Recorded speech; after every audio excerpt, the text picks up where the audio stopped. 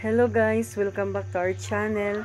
So for today's vlog, nandito po kami sa farm, makiki-harvest ng siling labuyo at the same time magba-vlog na rin.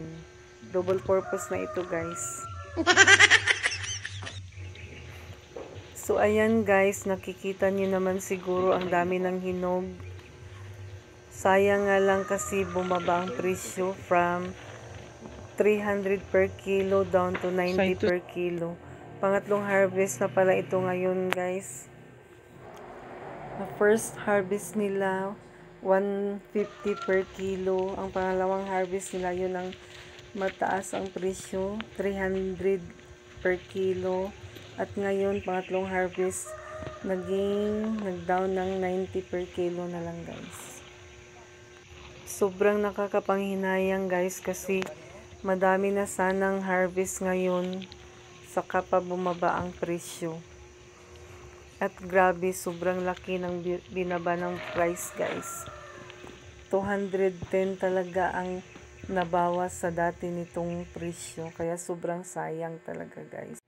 Ang pag-harvest pala nitong siling labuyo guys ay mostly once a week lang. Kasi kagaya nito, halos pula na lahat. Saka pa iha-harvest. Kailangan hinog na talaga. Di tulad ng halimbawa kamatis na pwedeng i-harvest kahit may green pa.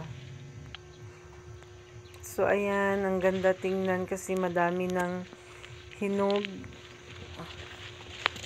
Madami ng pula. Halos pula na guys.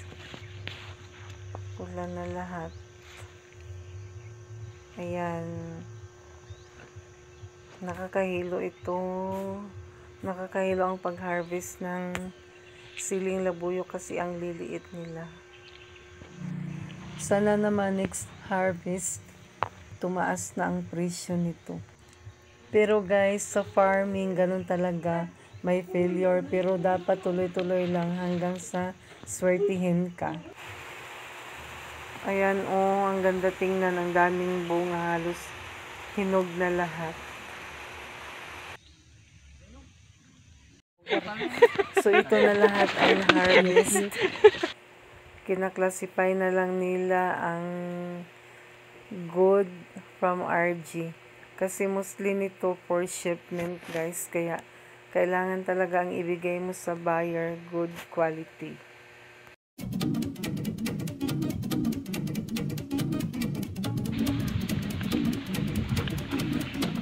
Ay, paano pa yung alcohol?